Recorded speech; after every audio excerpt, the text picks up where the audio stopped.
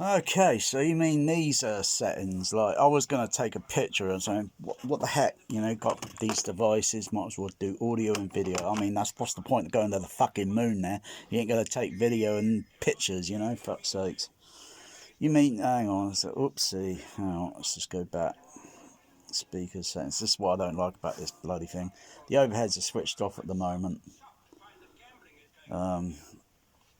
So you go down to the turn that setting, boom.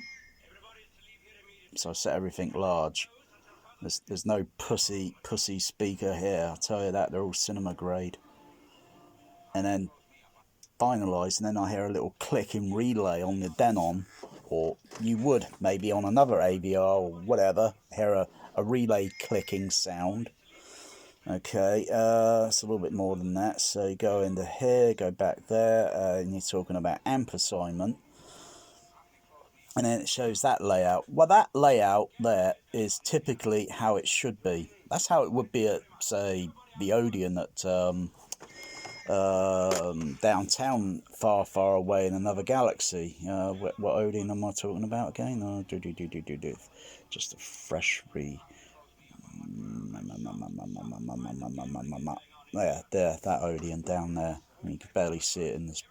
Anyway, that had original overhead, 6 of them in the ceiling. All right, they might show 6 here, but that's neither here or there. No, they weren't doing height, all that sort of. They were just generally playing the same mono matrix signal output from, say, a Dolby CP50 processor, and then it sounded pretty decent.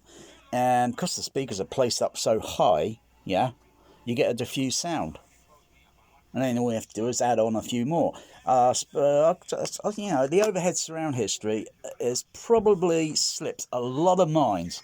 I don't know how many great minds, but that's there to be seen. And it's all right. So now you go into the layout 5 or channel, and the Denon's got a trade-off. So if you add on the front wide, which I don't even use, I hadn't even got the front wide wired up. I've got 115 JBL speakers in this room. IMAX like to brag they got 44 speakers. Okay, I've got 115 and 38,000 kilowatt. IMAX has only got, 10 kilowatt. Okay. Anyway, enough about IMAX. Then you go 6 channel. And then you're talking about this configuration now. But the thing is, you've got to actually have a speaker switcher box, right? So you got actual speakers actually fitted in that actual representation on the screen there, because the AVR can't do it. There's just enough outputs on it, to duplicate the same signal, but only reroute it into that position. You actually got to get up there on a ladder and fix all those speakers up. And then, where's the other setting? No, I think you go down. I think you go down to this one here. No, I think it's back up there. Switch it to, I think, 8. Alright. Where is it? Basically, hang on, I think it's this one. So, no, I think it's this one. Yeah, it's that one. That's it. And it just changed the config. So you've got to have speakers actually prefixed in your room. But your receiver's not going to do all that. It doesn't. And please, if doing that, you're not going to notice any sound difference one way or another. Da da da da da da da. One way or another. Da da da da da da da. You're not going to notice a damn difference. Seriously. It's the same bloody signal output, because it's coming from the same bloody outputs on the bloody thing, isn't it? There's nothing special there unless you use an EQ, a PEQ outboard on all the equipment and make some frequency adjust, and then to bullshit someone, think, oh wow, oh it's a difference, because you get some real gullible people out there totally brainwashed by all this. Please. Anyway, that doesn't do any difference. Fuck's sakes, now I've got to just go back in and set it back to how I bloody had it. not how, how I, that's really realistically how it should be. That's more or less the layout you see in the cinema. They're on the ceiling, even though listening to some movies, so I'll just go back to that config, that, the height speakers, height number 1.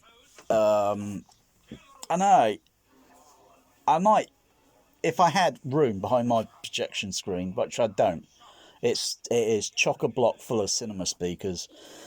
I could have placed the same grade JBL 4673A behind the screen, so you're using the same match speakers, or preferably it is best to use the same speakers, but it doesn't necessarily mean you're going to get good sound.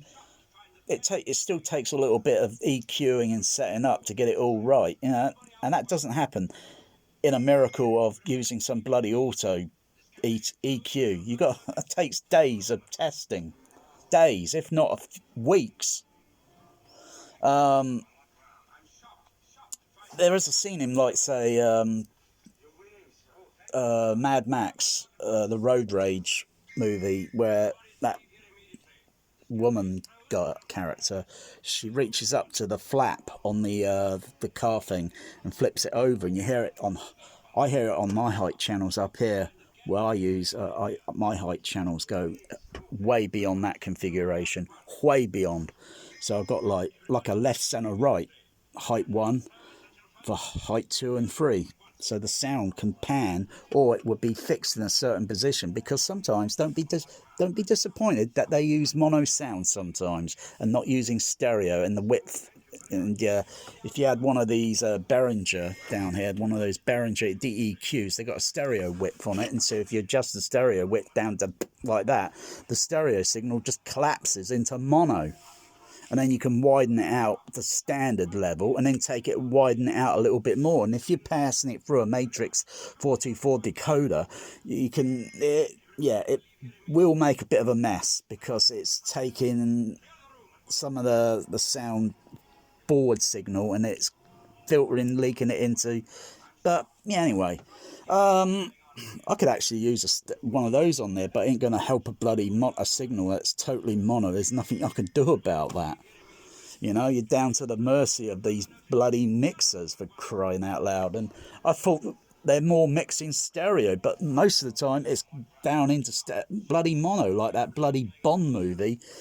Pointless bloody scene where they're talking around, where in this scene, and they're wearing earplug things, ear receivers, and I don't know, bizarre, suddenly dialogue is panning partly up into the height 1, or I call it dog number 1 channel, and I think it doesn't make sense. What the bloody hell? They're all at this bloody level. What they suddenly grabbed a bloody ladder and walked up a bloody ladder? Now their voices are above. Oh God, that film is a total surround sound mess. Oh dear. But anyway, it's also, you got to know what to look for, what to listen for, and looking for continuity, picture continuity. You got to look for sound continuity, picture continuity, and you can see a lot of it just doesn't make sense with these bloody movies and all this multi-sound they bloody bragging about, for God's sakes. It doesn't match the bloody image, particularly the screen channel. But like I say, this Mad Max thing, I was thinking the sound image is way out here, but that's how it would be at the cinema. And realistically, that sound image should be a little bit more behind the screen, but slightly above. Yeah, use a matrix decoder, and then you've got an LCR. It's the same technique as what, back in the days with Dolby Stereo.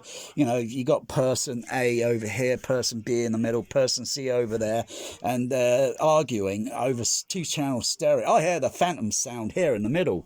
No, I don't. Oh, I hear this sound moving over here. No, then you're going to get into a fight. Oh, hang on, boys, hold on. We got this. Now listen. Oh, right, now I hear it sounding like, yeah. And that sound panning, oh, right, that's better. You see? But everyone's still using I'm shocked. I'm shocked that everyone's behind the times with their Atmos setups and haven't even adopted my idea because, as an ex-projectionist, yeah, my idea for that centre-back surround. 1989 that idea came to me and I didn't put it into action to at least, could have been 1997, but I had to put it in action in 1998 when I bought my Millennium DDS decoder. I shouldn't have made that telephone. I shouldn't have spoke to Dolby Labs about that. And then they'll still be running, yeah, they'll still be using what they got today. No EX, and yeah, ex-cinema projectionist, you know, we're all in the same boat, you know, the film industry and the cinema industry. All I can say is fuck you, Dolby Labs.